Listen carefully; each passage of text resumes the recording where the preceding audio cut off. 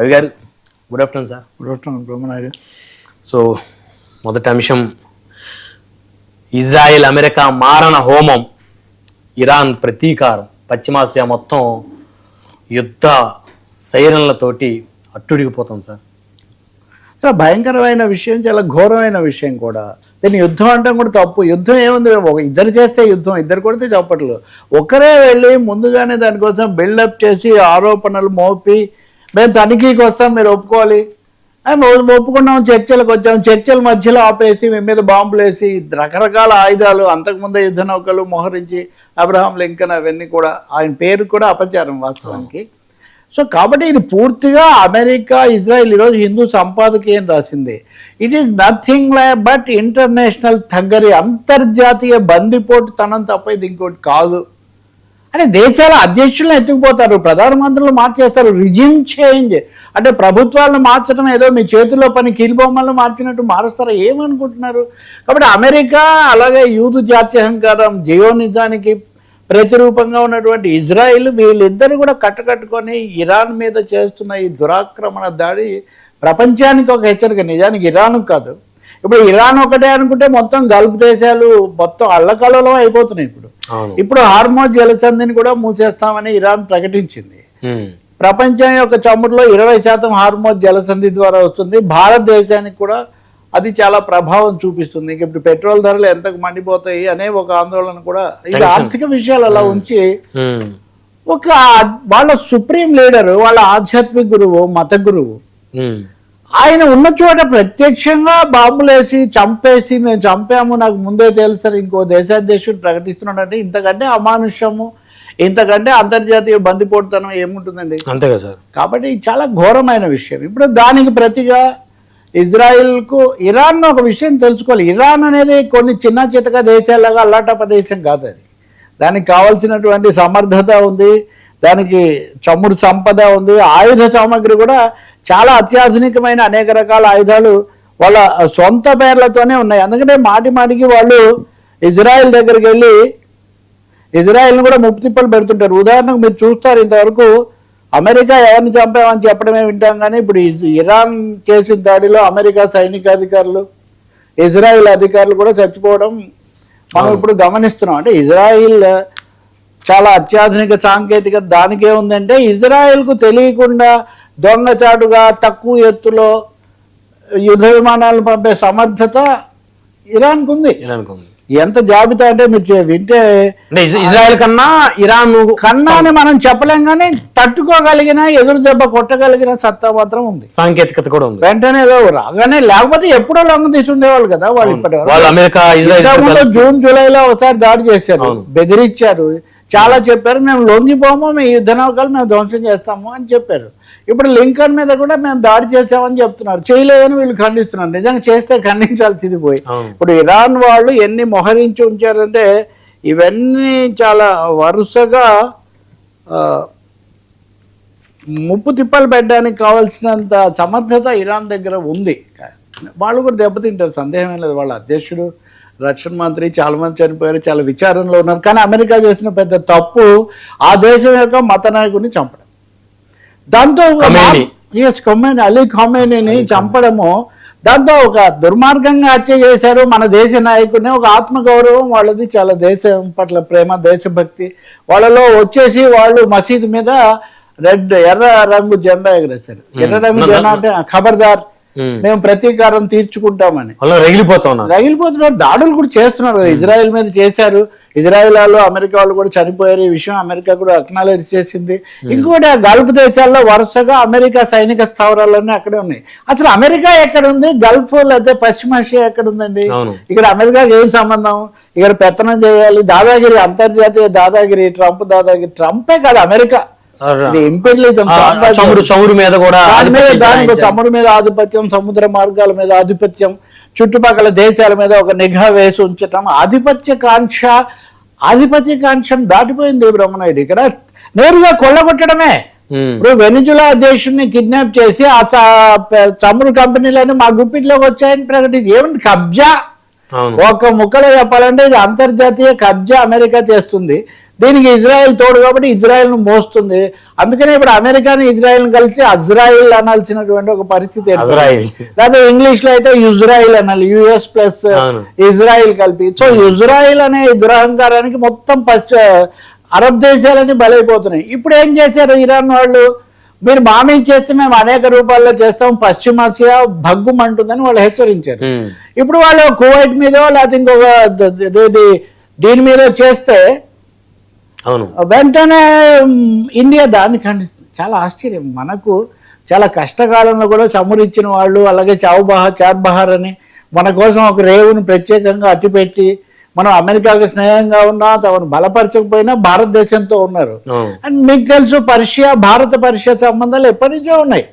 వీటిని కేవలం మత కోణంలో ఎవరైనా చూస్తే చాలా పొరపాటు. హైదరాబాద్ లో అసలు ఖొమైనీ వీధి ఉంది, హైదరాబాద్ లో ఖొమైనీ స్ట్రీటే ఉంది.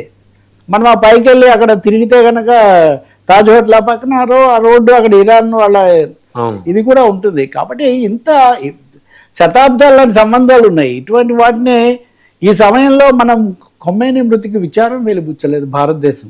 ఇంతకంటే ఘోరం. కొన్ని ఆందోళన కూడా పాత బస్తీలో కూడా ఆందోళన జరుగుతుంది, పాత బస్తీలో జరుగుతుంది, షియా వాళ్ళు చేస్తున్నారు, శ్రీనగర్ లో జరిగింది, కేసీఆర్ శ్రీనగర్ లో జరిగింది, ఇంకా చాలా చోట్ల. ఇక్కడ మళ్ళీ రెండు కోణాలు ఉన్నాయి. ఇక్కడ అమెరికా యొక్క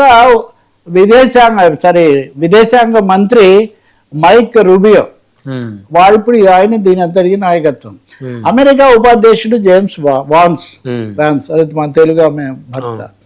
ఆ వ్యాన్స్ అనే ఆయనేమో గతంలో ఏ దేశాలు దాన్ని చూసుకోవాలని ప్రసంగం చేశాడు.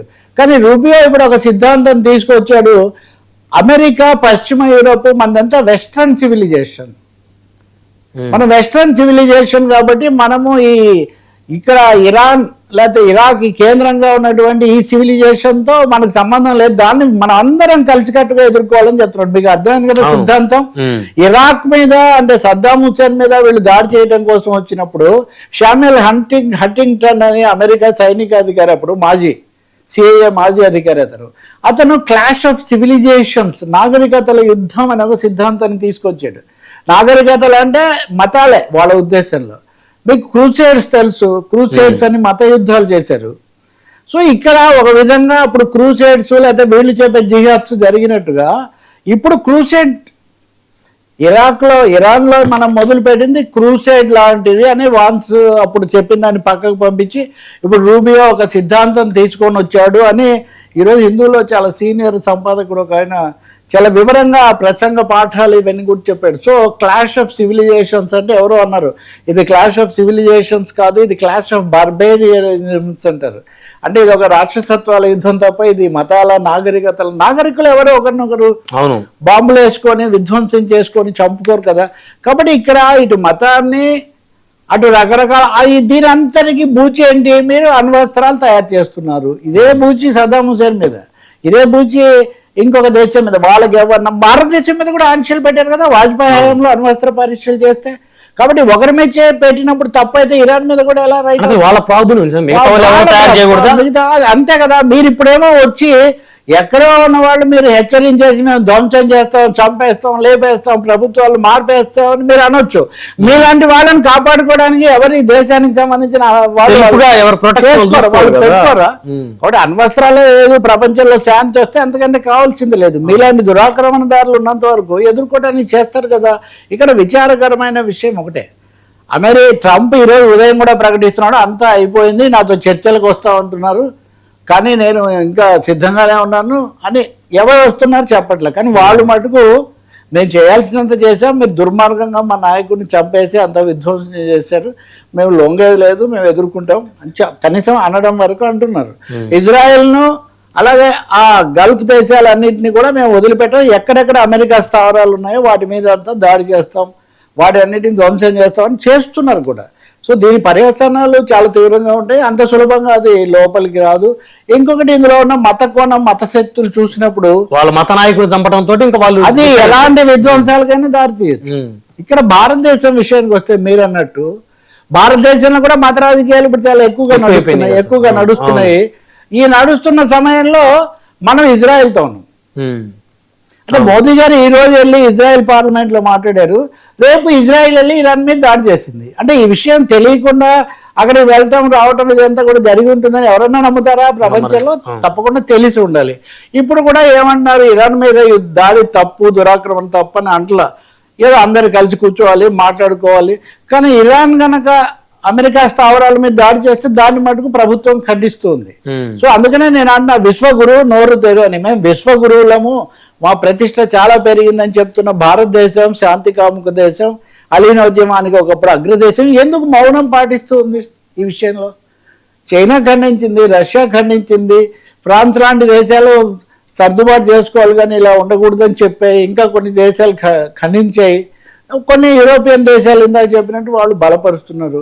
ఈ సమయంలో ఇండియా లాంటి దేశం, చాలా పెద్ద ప్రతిష్టాత్మక దేశం, ఒక లైన్ తీసుకుంటే ప్రపంచ శాంతికి మనకు మన అవసరాలకు మన భారతీయులు ఎంతమంది ఉన్నారండి?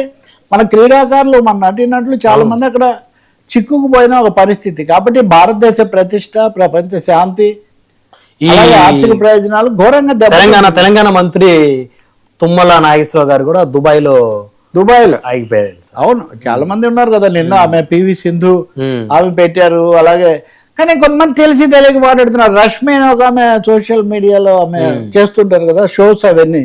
ఆమె అంటున్నారు కదా, ఖొమైనీ చచ్చిపోతే మీకెందుకు, వెళ్ళి ఇరాన్ లో యుద్ధం చేయండి అని ఆమె ఒక వీడియో.